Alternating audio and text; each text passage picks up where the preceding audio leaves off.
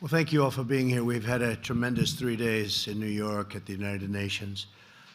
I want to thank the Secretary General. It's been really incredible what's been taking place, and he's been a fantastic host to a lot of countries.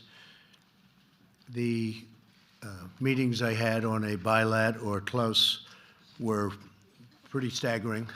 I think we set a new record, but you'll have to check that out. We met for pretty extended periods of time, either 2-on-2, 1-on-1, or just about at that level, with Pakistan, Poland, New Zealand, Singapore, Egypt, South Korea, United Kingdom, India, Iraq, Argentina, Germany, Brazil, France, Japan, Ukraine, Honduras, El Salvador, Saudi Arabia, Jordan, Bahrain, Kuwait, Qatar, Oman, UAE, Chile, Colombia, Ecuador, and Peru. Other than that, we weren't too busy over the last 3 days. And unfortunately, the press doesn't even cover it. You know, we've made some fantastic deals, like with Japan. For farmers, we have a tremendous trade deal with Japan, and that doesn't get covered because you waste your time on nonsense. The PMI manufacturers index has gone substantially up, which was an incredible. Larry Kudlow, wherever you may be. Larry, please stand up. He just gave me these numbers. And existing new home sales are through the roof. Just came out. Oil prices have gone down ever since the Saudi Arabia incident, and they've gone down very substantially, so we have plenty of oil. But those numbers were surprising to you, Larry, and the extent of the increase. Is that a correct statement? So thank you, Larry Kudlow.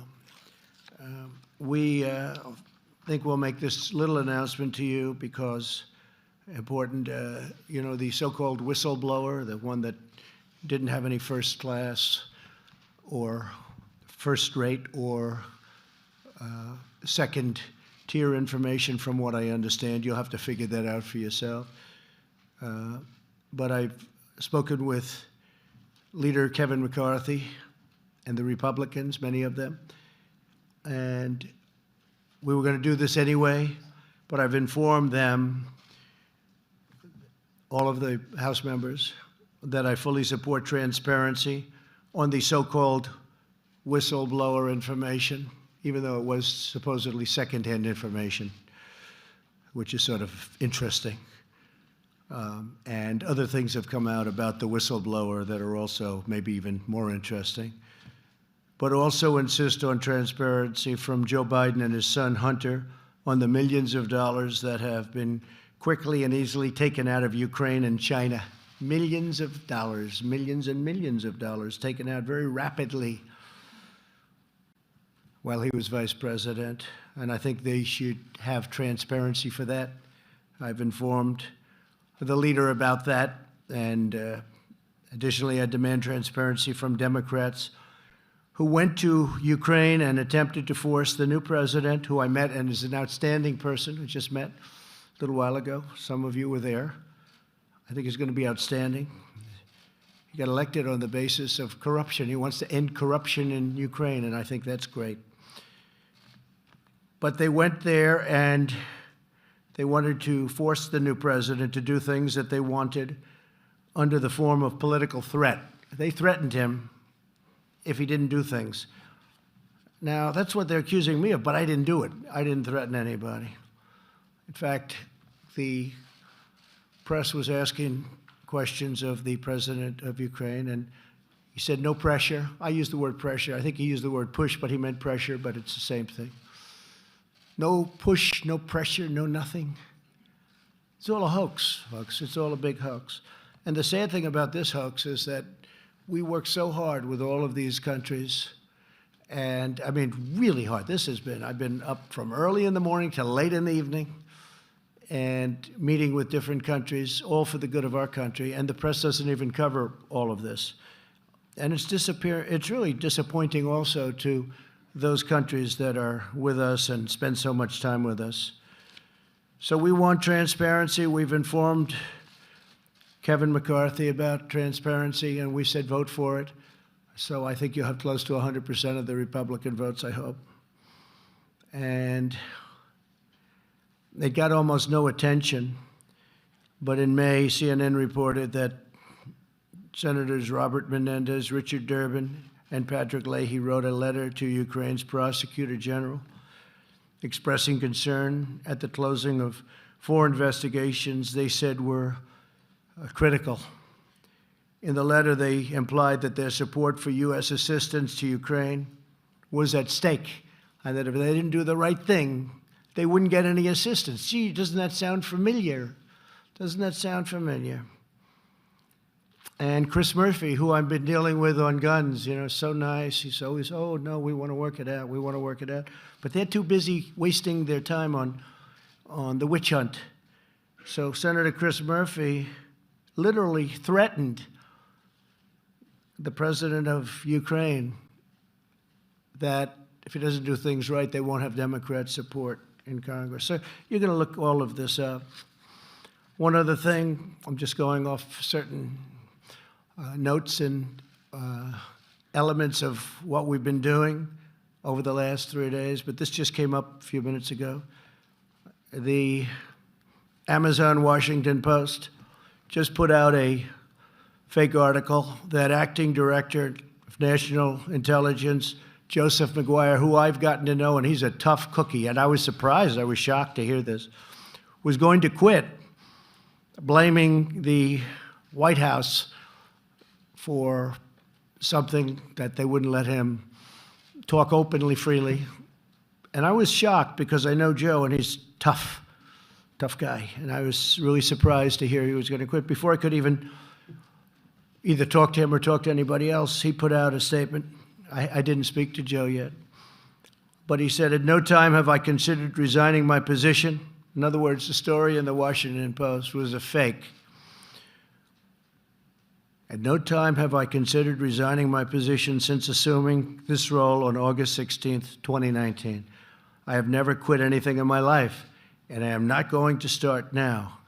I'm committed to leading the intelligence community to address the diverse and complex threats facing our nation. That's from the acting director of national intelligence, a very good man, Joseph Maguire. So we're having a great period of time. Our country is the strongest it's ever been economically. Our numbers are phenomenal. Wilbur, thank you, and Larry, everybody. The numbers are phenomenal. Our economy is the strongest in the world. We're the largest economy in the world. Had my opponent won, we would be second right now, because China was catching us so rapidly, we would have been second by this time. And unless somebody does a very poor job as president, we're going to be first for a long way, because we've picked up trillions and trillions of dollars in value and worth of our country, and China has lost trillions and trillions of dollars and millions of jobs and their supply chain. And they want to make a deal. This year, America came to the United Nations stronger than we have ever been before. Since my election, the United States has not only brought our economy to a level that we have never seen, the most jobs that we've ever had. You know, you've heard me say it many times, African American, Asian American, Hispanic American, the best unemployment numbers we've ever had, and the most and best employment numbers, 160 million, very close to that number, in jobs. We've never been anywhere close. Wages are up, and inequality is down, something that people don't like writing about, but wages are up. I used to speak during the campaign, and I talk about wages where people were making less money 3 years ago than they were making 21 years ago, 22 years ago, and they'd have two jobs and 3 jobs. So when I say 3 years ago, I'm talking into the area sometime prior to the election. And they were doing very badly, and now, for the first time in many years, wages are up and employment is up. and unemployment is down, and it's a beautiful thing to watch. In a week of active and ambitious diplomacy here at the United Nations, America renewed our friendships. We advanced our values greatly and made clear to everyone that the United States will always defend our citizens. To promote prosperity, I met with Prime Minister Boris Johnson at length of the United Kingdom, continuing our discussions on a magnificent new bilateral trade deal. So we'll see what happens with respect to Brexit, but I suspect we'll have a fantastic deal with the UK. It should be much bigger than it has been over the last number of years, over the last 20 years, frankly. It should be a much bigger deal. That's true with many countries. We're going to have much bigger trade deals with a lot of countries that have an opportunity to come, and they all want to do business with the United States, especially now. Earlier today, I stood alongside Prime Minister Abe of Japan, a friend of mine, a great gentleman, had a great re-election, and we signed a terrific new trade deal, which tremendously helps our farmers and ranchers and technology. The technology companies are really big beneficiaries. We also held very productive conversations with leaders of Pakistan, India, and many other nations on achieving stronger ties of fair and reciprocal trade. And with respect to Pakistan and India, we talked about Kashmir. And whatever help I can be, I said, I offered, whether it's arbitration or mediation or whatever it has to be, I'll do whatever I can, because they're at very serious odds right now, and hopefully that'll get better. You look at the two gentlemen heading those two countries, two good friends of mine. I said, fellas, work it out. Just work it out. Those are two nuclear countries. They've got to work it out. This week, we also made incredible strides on national security. With President Duda of Poland, we signed a joint declaration advancing defense cooperation. And crucially, Poland has agreed to put up 100% of the money, something I don't think you've ever heard said before. But they're going to put up 100% of the money of hosting additional U.S. military personnel that we'll be taking from various other countries. We won't have more over. We'll be moving them around. Poland is building us phenomenal new facilities. They're spending everything, and they're going to really do a job. But we'll be moving a few thousand soldiers, and Poland will be paying that for it. Together with Prime Minister Lee of Singapore, I signed an important agreement extending our defense cooperation. This hasn't been changed in many years. And yesterday I met with prospective members of the Middle East Strategic Alliance, which is a group that I know very well. I know all of them. And through this effort, the nations of the Middle East are taking more responsibility for securing their own future and their own neighborhood. And they're also reimbursing us and paying us for a lot of the military work that we incredibly do. But because we're now independent energy-wise, we're energy independent, we have very few boats going over the Middle East. We used to have them going through the straits all the time.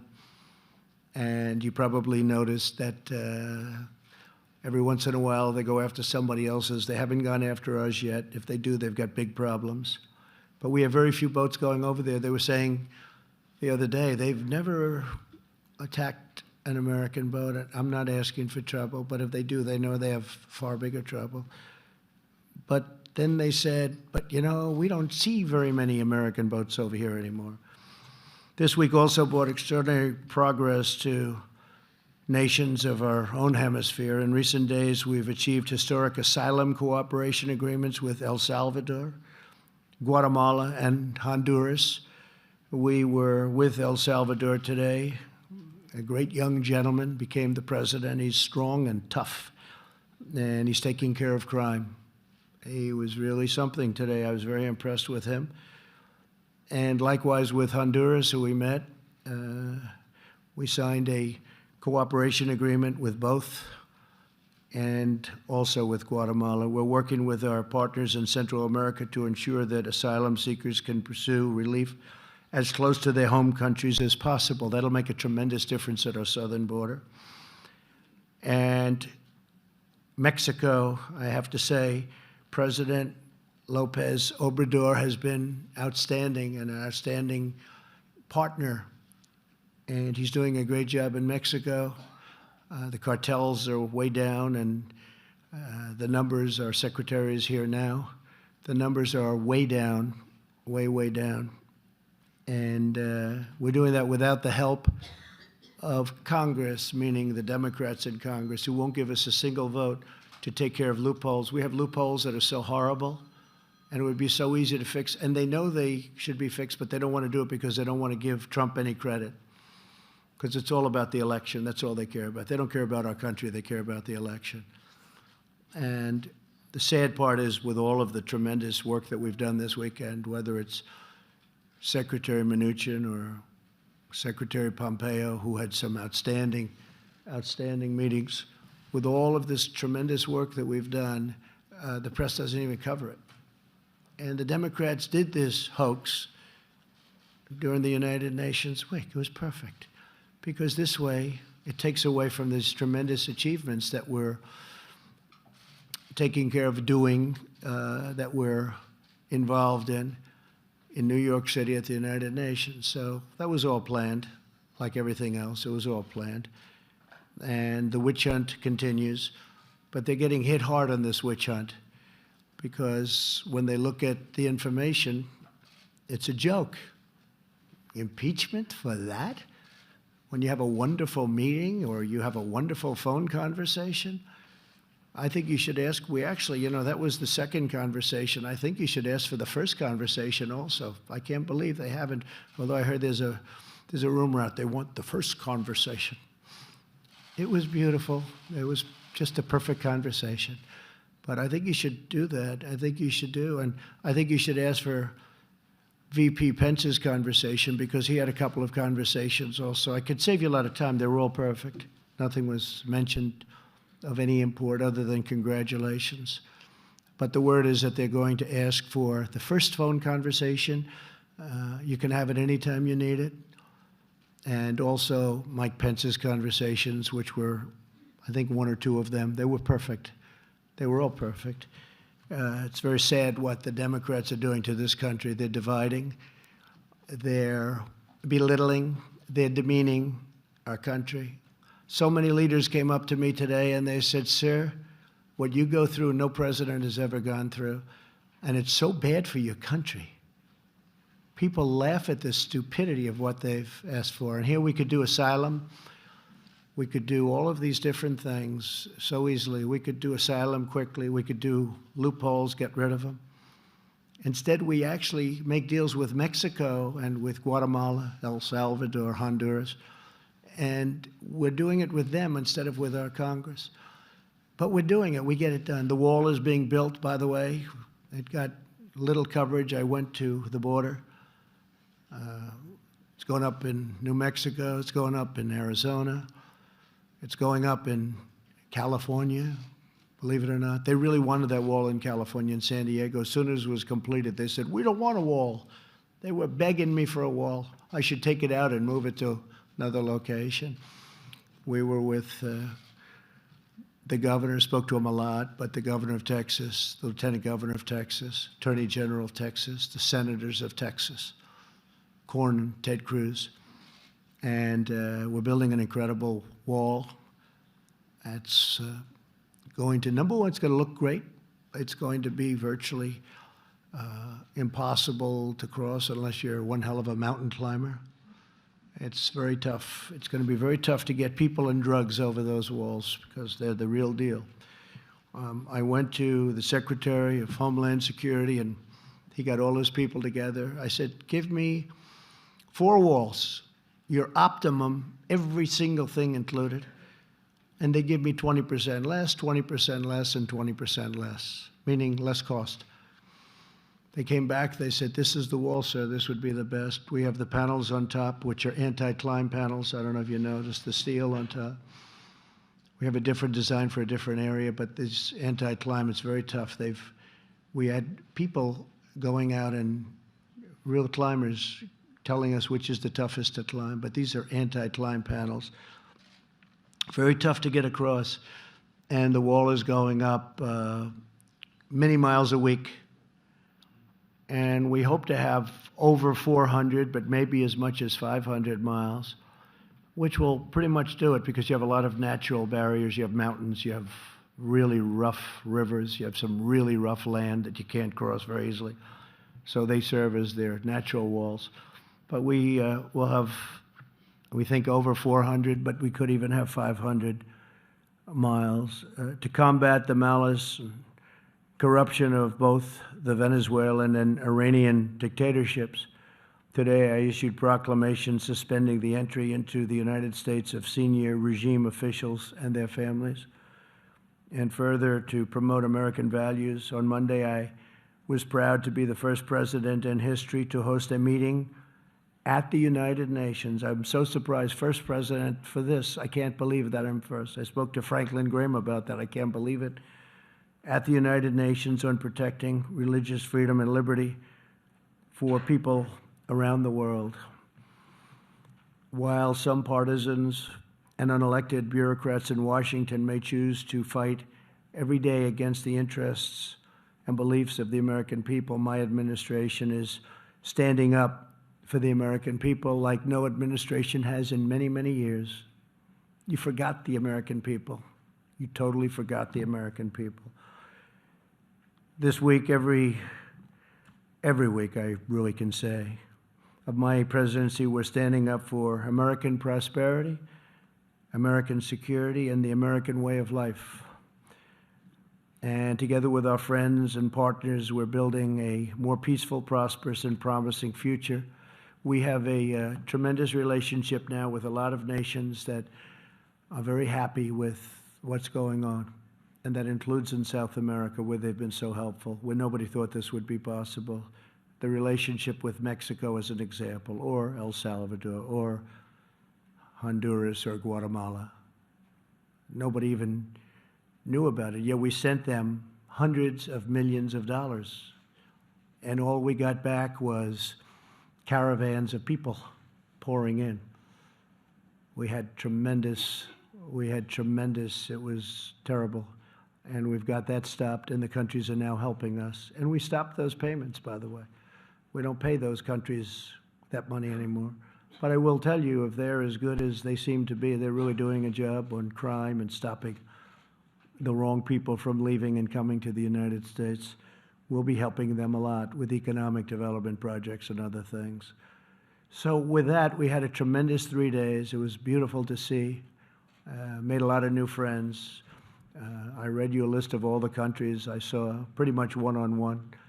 And it's been very busy, but it's been very, very fruitful. So we could take a couple of questions. I'd love some questions on some of the things that we accomplished at UNGA, instead of the witch hunt, the phony witch hunt questions, which I know that's what you want to ask because it's probably better for you, but it's not better for the country.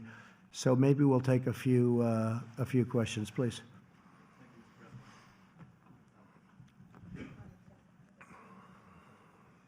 Thank you, Mr. President. You've suggested that you didn't do anything wrong in the course of your conversations with the Ukrainian president.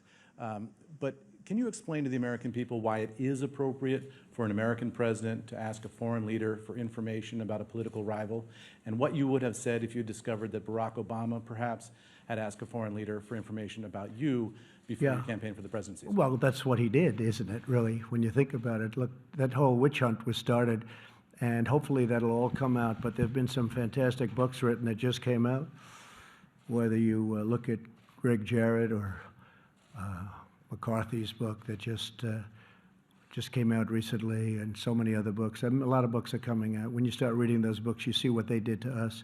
What they've done to this country is a disgrace. They've hurt this country very badly, and no other president should have to go through what I've gone through.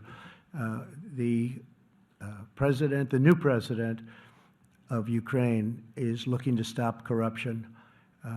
There's a lot of corruption going on, and there was corruption. I just told you about senators that threatened him with votes and no money coming into Ukraine if they do things. That's really what people are trying to say that I did, but the only difference is I didn't do it. You take a look at that call. It was perfect.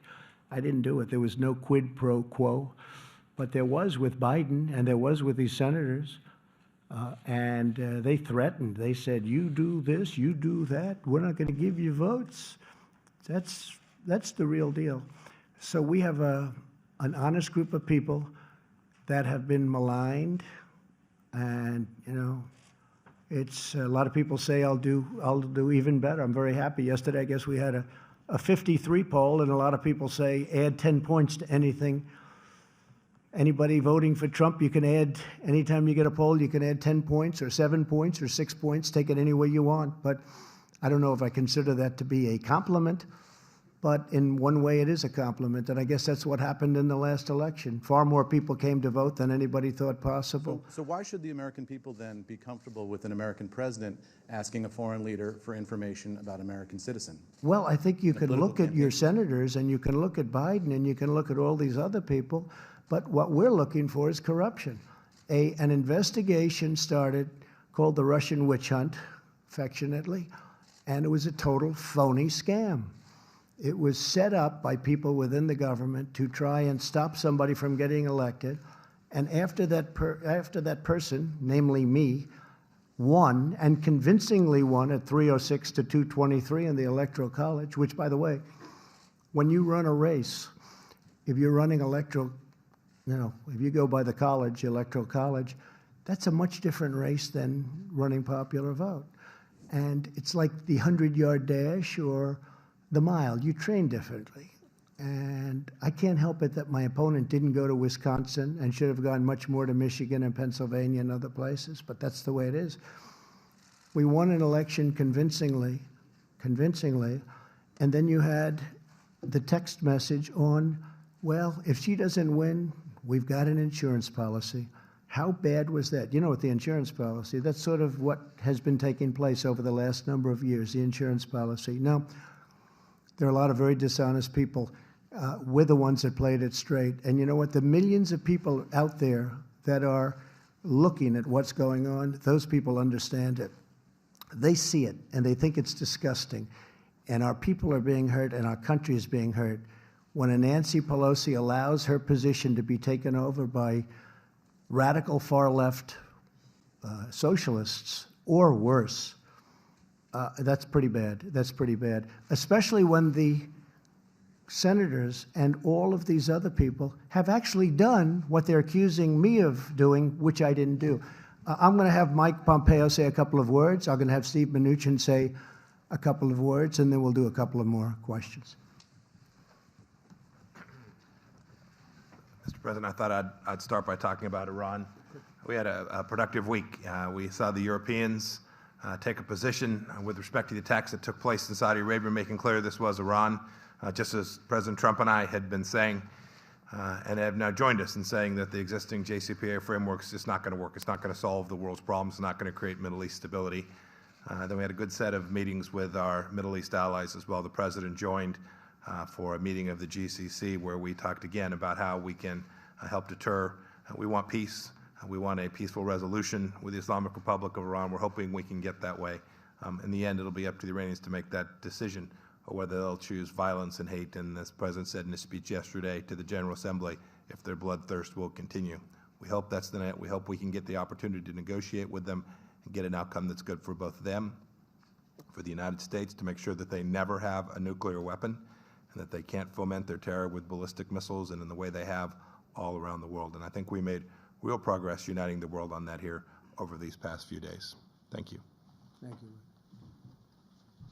As Secretary Pompeo said on Iran, we had very good discussions with all of our allies about the sanctions program, which is the maximum pressure and unity on the sanctions program. The Europeans made it very clear they would not do anything without our consent. And then on the economic front, we had the entire economic team here for all the meetings.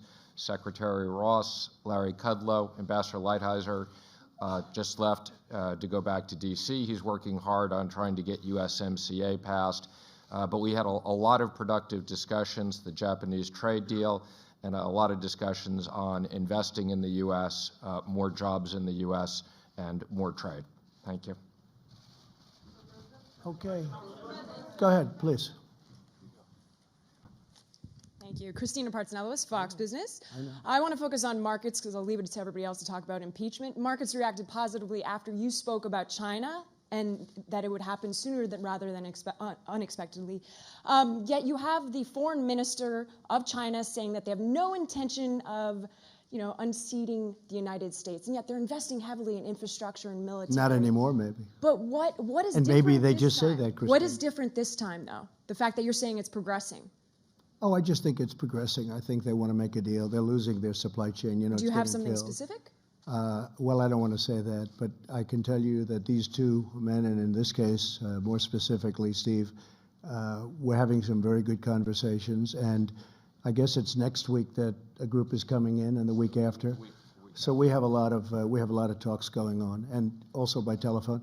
They want to make a deal, and you know why they want to make a deal? Because they're losing their jobs, and because their supply chain is going to hell, and companies are moving out of China, and they're moving to lots of other places, including the United States, and that's not good. That's far worse than they thought. And by the way, in the meantime, we're taking in billions and billions of dollars in tariffs. We're taking in tremendous numbers in tariffs, and we're helping our farmers who got targeted. Now, by the way, China is starting to buy our agricultural product again. They're starting to go with the beef and all of the different things. Pork, very big on pork. But if you look and if you see, and they actually put out, I think, a statement, but they're starting very heavy to buy our ag again. No, they want to make a deal, and they should want to make a deal. The question is, do we want to make a deal? If USMC doesn't pass through Congress, is that it for NAFTA? Well, that would be a shame. Well, I don't want to answer that question, but you know how I feel about NAFTA. I think NAFTA is the worst trade deal ever made, although I also happen to think World Trade Organization was not one of the greats. Not one of the greats. That was the creation of China, which went like a rocket ship from the day they signed. It was terrible. But no, we're going to find out.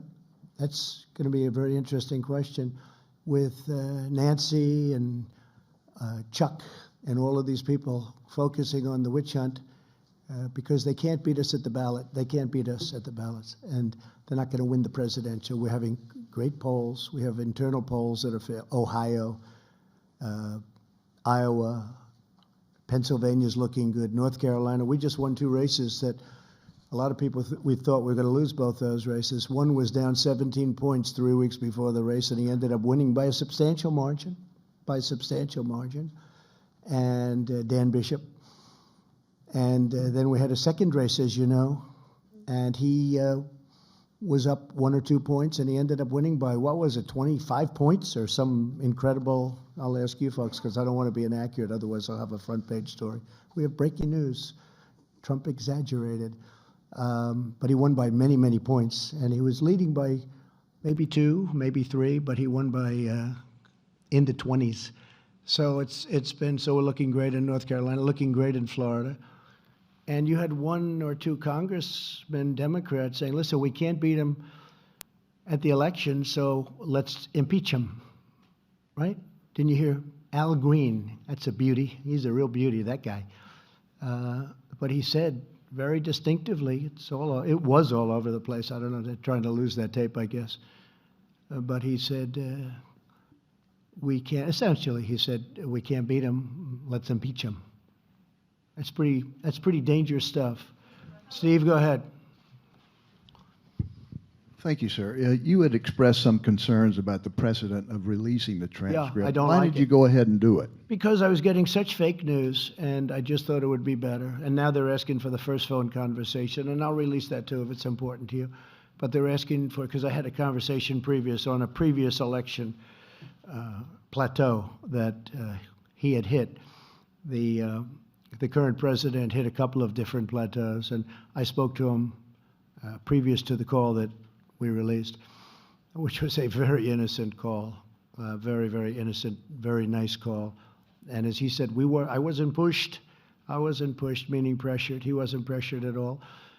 But I don't like the concept of releasing calls because when a president or a prime minister or a king or a queen calls the United States, you don't like to say, gee, we're going to release your call to the fake news media and they're going to make you look like a fool.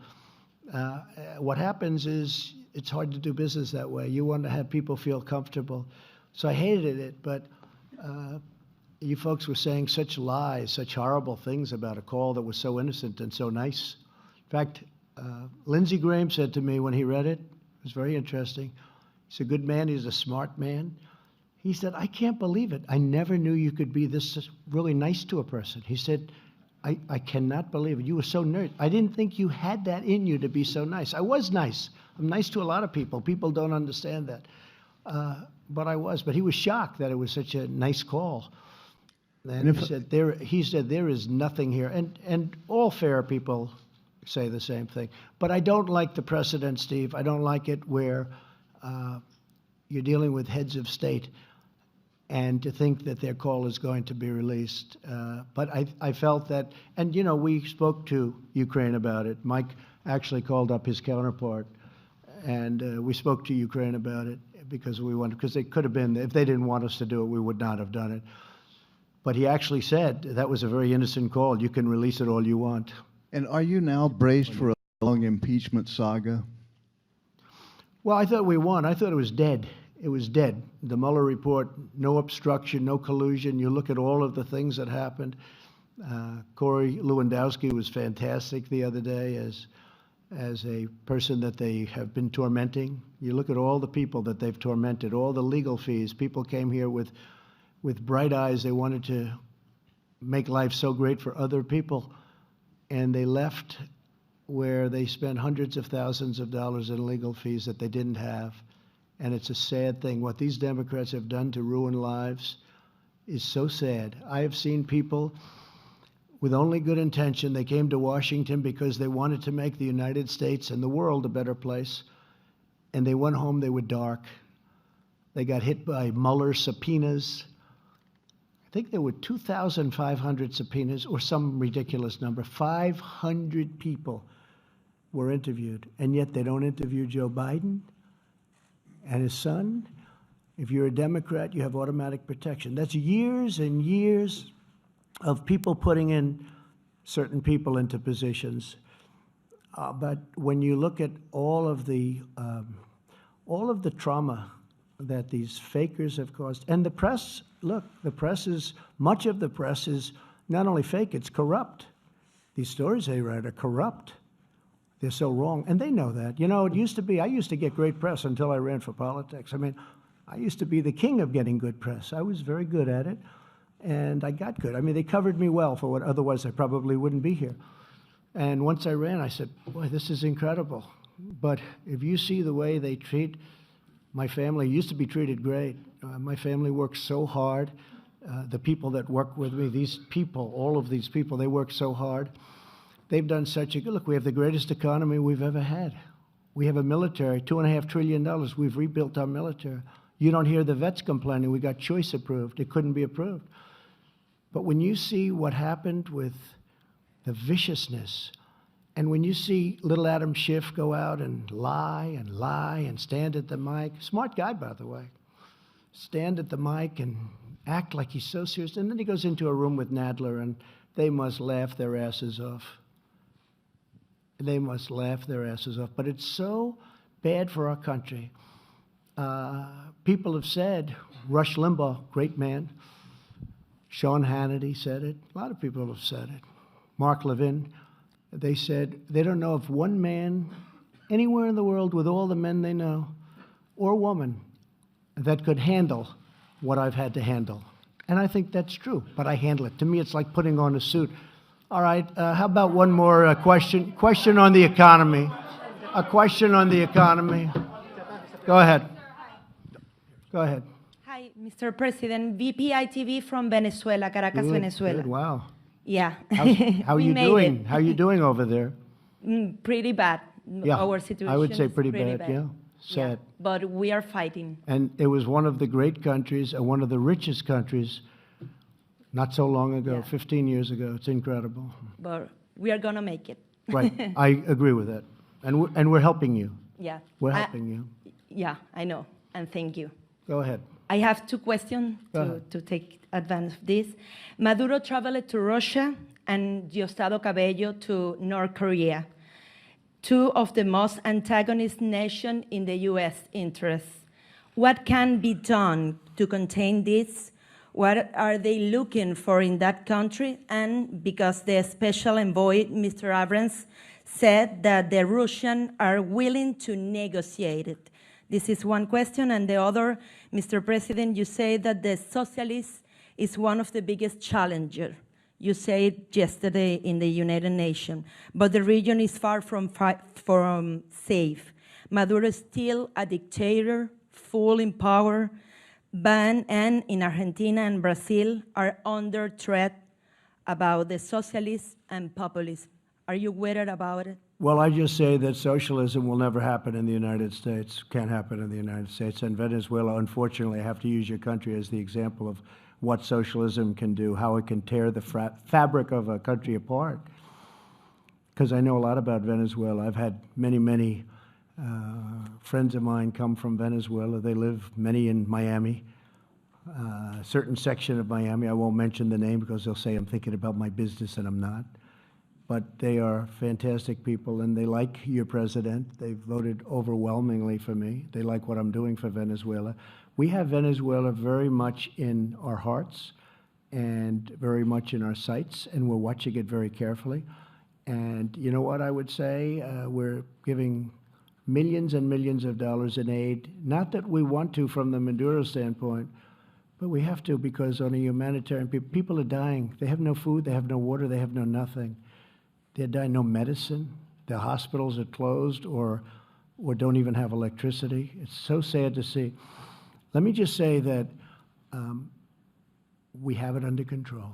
We're watching it very carefully, and we're going to be very, we're watching it very carefully, including other countries that may or may not be playing games. We're watching it very closely. But you know if Russia is talking with USA or Guaido, what can you tell about us? Just put this in the back of your mind. It's all going to be fine. We know everything that you said, and it's all going to be fine. We're very much involved. We very much know what's going on, and we're very much involved. Okay? Thank you all very much. Thank you. Thank you very much.